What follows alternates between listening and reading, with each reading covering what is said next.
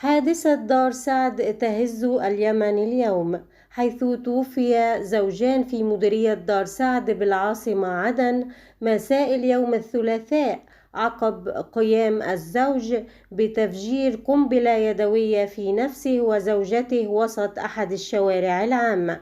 وقالت مصادر إعلامية أن مواطن وزوجته يسكنان بالقرب من كلية المجتمع وبريد المديرية الجديد توفي عقب انفجار قنبلة كان يحملها الزوج.